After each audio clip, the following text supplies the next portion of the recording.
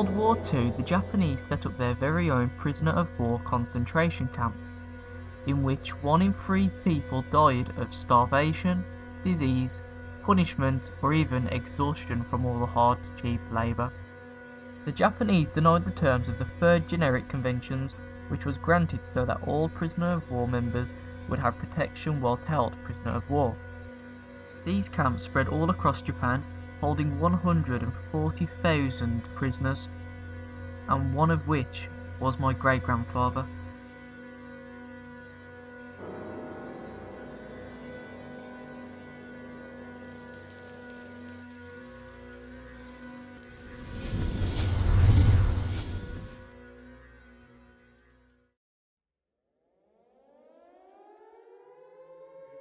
So I travelled to my nan's house to find out more information about her father's experience being captured prisoner of war.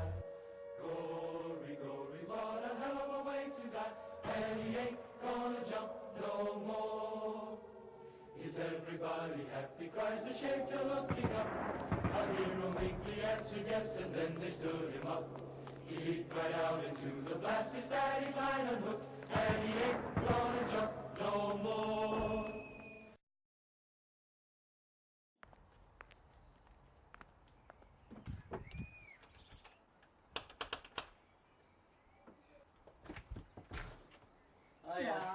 Ja.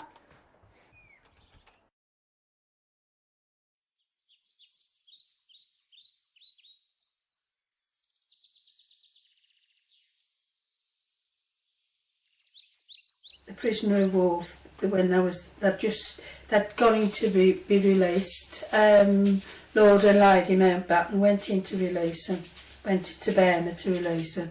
I've put it. They all had to have their head shaved. That's why he's got a bit of hair growed back there. Yeah. He just started to put a bit more weight on there, but he's never ever put any weight on since. That was 1968, so CEA never put any weight on. Yeah. It always took his. He did start to fill out in his face there. That was about 1951, 52, before I was born. Yeah. I was about 6 there, so you're looking at about what? You're looking about 1960 there. Again there, that was about 1956, something like that. I think I've put the dates on, have I?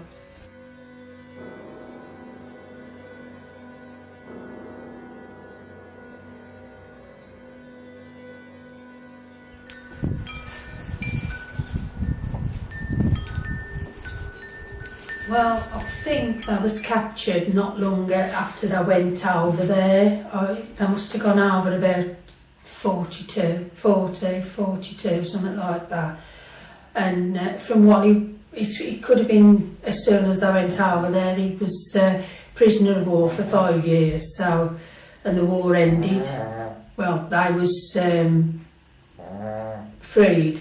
I think it was 44, 45, so it must have been as soon as he was over there that I was captured. He was, I'm the privates in the army, corporals in the army, wherever they am. They was, went over to fight the Japanese in the Far East, Singapore, Burma. When I was captured, the Japanese started to make what they called the Death Railway. It's the Burmese railway, and they had all the prisoners of war working on that. He never mentioned anybody. He was a bit private about it. He didn't. It was only in later years that he mentioned it, and somebody come to see him from the Prisoner of War Association. Japanese Prisoner of War Association, and then he started to talk little bits about it. I can remember that they were saying how cruel that the Japanese was to them.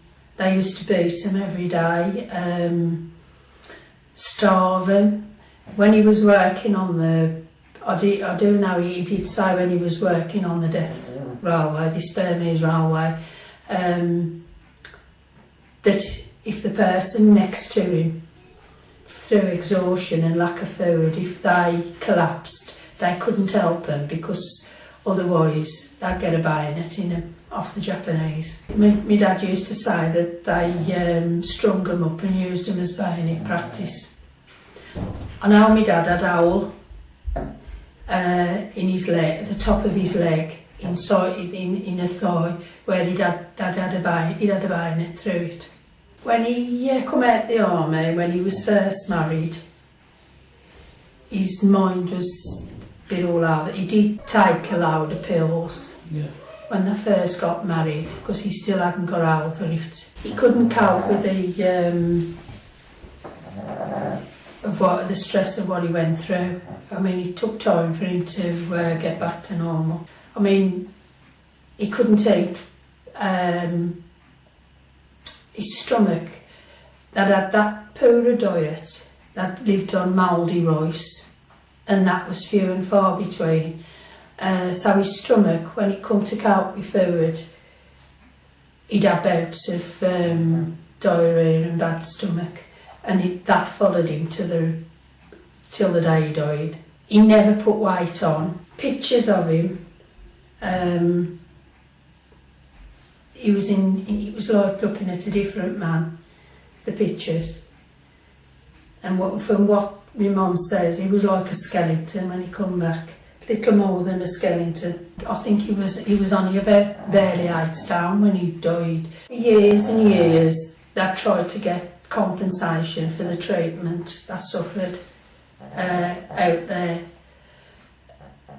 And finally, in 2000,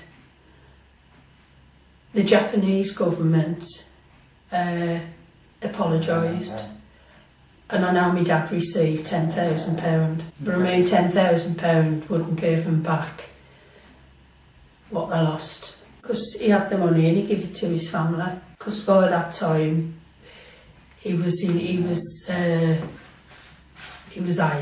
and it meant little to him, didn't it?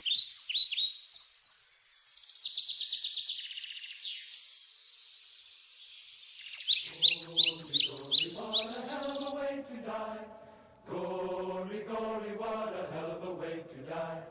Gory, gory, what a hell of a way to die. And he ain't gonna jump no more.